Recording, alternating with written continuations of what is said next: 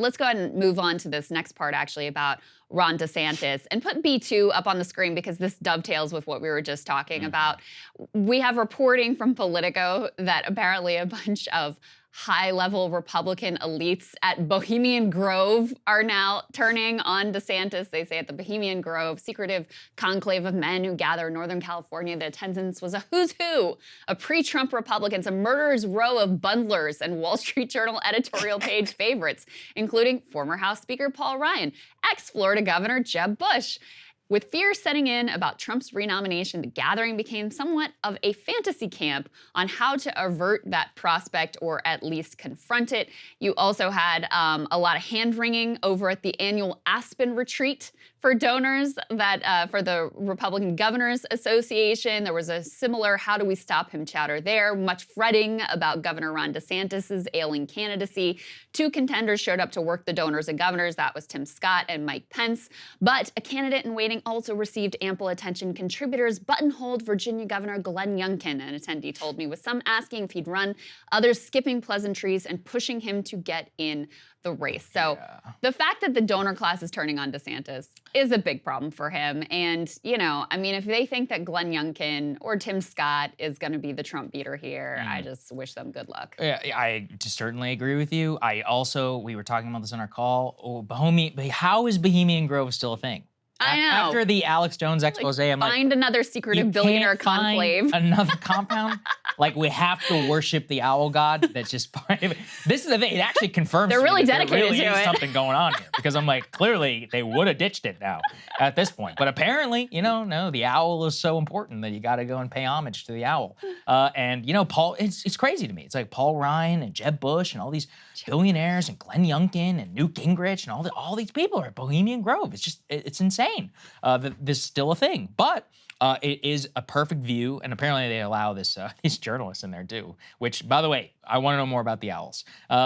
They give us a view into their thinking, which is that this is first of all, that it's up to them. It's clearly not up to them. They have no control anymore, the donor class, in terms of like the actual base and their wants and their needs. The best thing they could probably do is just back Trump and hope that you can do the exact same thing last time around, which is get your preferential tax legislation by kissing his ass now, if he's president again. True. But then what's clear too is that they're focusing all on the wrong things. Like, to them, they have a different view of electability. They have a different view of likability. They also have a different view of outcome. I mean, donors want an outcome about taxes, regulation. And of course, that's what elites want whenever they look at politics. But look at what voters are asking of their Republican elected officials. They want to punish the left and they want to piss off the media.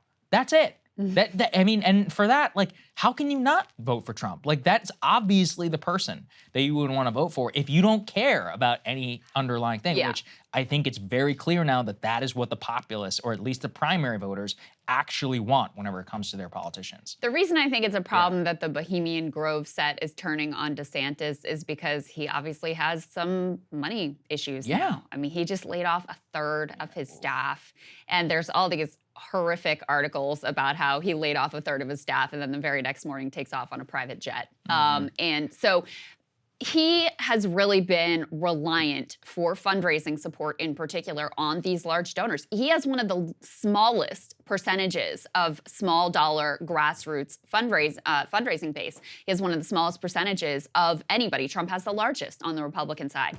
And so the fact that they're shopping around, that they're, according to Trump, giving Trump a call, that they're looking at Tim Scott, they're trying to push Glenn Youngkin in the race, et cetera.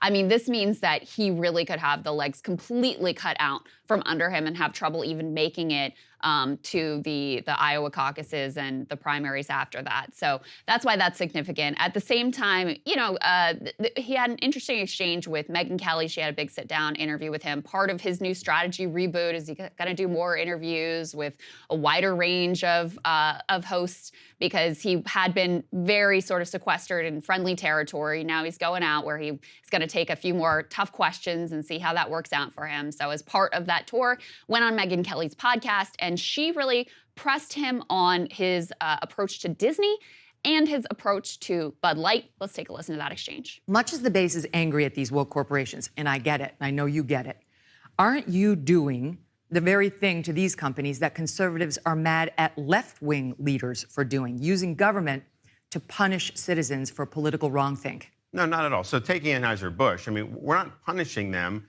They departed from business practices by indulging in social activism.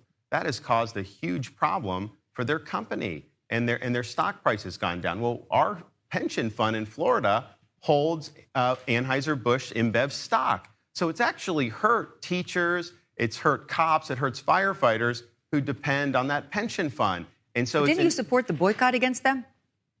No, I did, but that's just as a personal thing. But I mean, we didn't have like the state government, necessarily, putting power about it. But as an American, I said I'm not doing I'm not doing Bud Light. So why can't Disney oppose your law? They can. And why can't they promote this can. agenda in their viewpoint? They can. Without being punished by the state? They're not being punished. We're just simply removing special benefits that they have had. It's not about entitlement. If I go to my boss and I say, you sexually harassed me, and then suddenly he reduces my salary from $200,000 to $100,000, that's retaliation. I am worse off. And it's not a defense to say, well, everybody else at the company was getting $100,000. You've reduced my circumstance. You've punished me. No, but that's an employer-employee relationship. I think that's much different. But this is the state taking away a benefit. But your position is basically that Florida should be forced to subsidize Disney regardless of how it's going to use those subsidies, so that they can weaponize the subsidies they get from the state and turn it against state policy. Why would we want to subsidize that behavior? Well, Why should Florida taxpayers I get have to underwrite that? But I don't want a President Gavin Newsom doing this to conservative companies or companies who have a more conservative viewpoint. Well, here's what I would say. I don't think there's any arrangement in America that mirrored the arrangement Disney had in Florida for many, many decades. I mean, I think it was a unique situation. What do you think of that exchange, Saagar? I actually think you should have just owned it and be like, yeah, I'm punished. I mean, because when we're trying to legalize our way around it, looks very you should weaselly. just say, yeah, I'm the governor. I have the power. I'm going to use my power to go after Anheuser-Busch. That's a more honest way. It actually reminds me of Supreme Court politics pre-Trump. So this is crazy to think about, but pre-Trump, nobody who was a Republican nominee would ever say, I'm going to appoint pro-life judges. There was always hiding under like originalism, and I'm going to appoint judges that adhere to the Constitution. There's like a wink, wink, to the evangelical, but nobody ever wanted to just come out and say it. Yeah. And then Trump shocked Republican politics when he's like, I'm just going to appoint a pro-life judge. Everyone was like, what? Yeah. Nobody's ever said that before. You have to just say the quiet. There's power in just saying the quiet part out loud about what you're actually doing. And that's what people want to hear, actually, the people who agree with the policy. And the people who don't agree with the policy, what, you think you can convince? You think you can convince Bill Ackman that you're not punishing Anheuser-Busch? Right. Who are we kidding here? I mean, very clearly you Yeah. are. Yeah. Over just own it, though. a marketing decision that you didn't like, right? Yeah, but just own it. If you put Trump in DeSantis' shoes and you imagine what his answer would be, he'd just be like, yeah. They need to be punished. I That's mean, what he would say. and everyone would be like, yeah. And even, all the nuance of, we've talked about the Disney thing here. I mean, he is right that they get these special privileges, that they have way too much power in this. Like, that is correct, but it is also correct that he was fine with that. He was totally cool with that until he decided that, he didn't like this political move that they made and he was going to punish that. Like, it's very clear. The Budweiser thing, it's just obvious, like, virtue signaling to the Republican base. Same kind of deal. They didn't like this marketing decision that they made to send an influencer can or whatever to trans activist Dylan Mulvaney. So he's trying to lean into that and, get the right people mad at him again or whatever. But by dancing around it and trying to act like this is some noble, principled stand on behalf of Florida taxpayers, it just doesn't pass the That's why it links to the original thing about Bohemian Grove, which is, guess who this made the most mad? The donors. The donors are the most who are angriest about this. And Kelly does have a point. I mean, first of all, there is no such thing as a conservative company anymore, at least in terms, like, I don't think I exist, at least in terms of, like... wildly disagree with that. If you look at the union busting and you look at the lobbying on tax legislation, maybe on the surface level, cultural stuff, yes, but in terms of of how they actually operate in America and the effect they have, it is definitely conservative. I don't disagree, but then, I mean, by that definition, like Amazon is a conservative company. I agree with that. Well, 100%, I agree with that. We are looking at the actual metrics. We're not talking about the way it codes. Slapping Black Lives Matter on your website does not make you a left-leaning company. I have always believed I know. that. I'm saying only in the way that the culture actually like imbibes this stuff. I don't think there's nobody out there like putting MAGA hats on at a Fortune 500 level. So that's why I think that the Gavin Newsom example doesn't really work. That said, that already is kind of happening. So it's one of those where we're in a mutually assured destruction. Like we had the whole MLB situation in Georgia.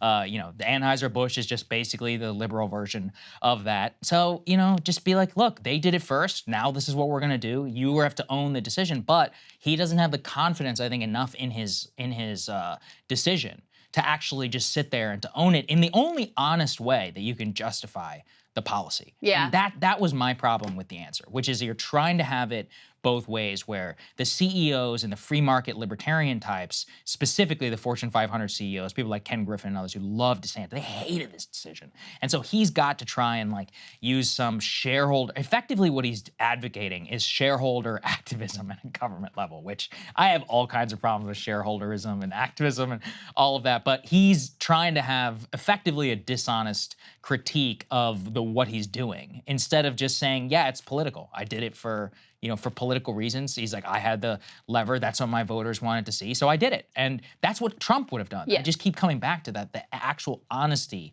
is what connects so much with a lot of voters. Yeah, I think there's a sense on the Republican, conservative, right-wing side that we're losing at the cultural level.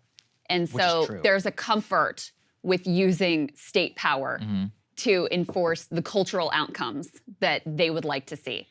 And I think, you know, that's where DeSantis is, where a lot of his legislation comes from, where certainly this lawsuit against Budweiser for a marketing decision comes from, where the direction with Disney comes from, all of that. But it really gets to the fundamental tension in his campaign of the type of coalition that he has to be able to stitch together in order to attempt to defeat Trump. And a key part of that coalition for him is donors who absolutely despise this direction. Yes. I mean, they do not want Florida or any other state to be able to sue them over decisions that, you know, companies are making about their marketing spend or their budget or what they're doing for Pride Month, whatever. So they hate this direction for Ron DeSantis. And, you know, I do think it is a part of the reason why they're shopping around for other candidates. And at the same time, he understands that the moves may be popular with the base.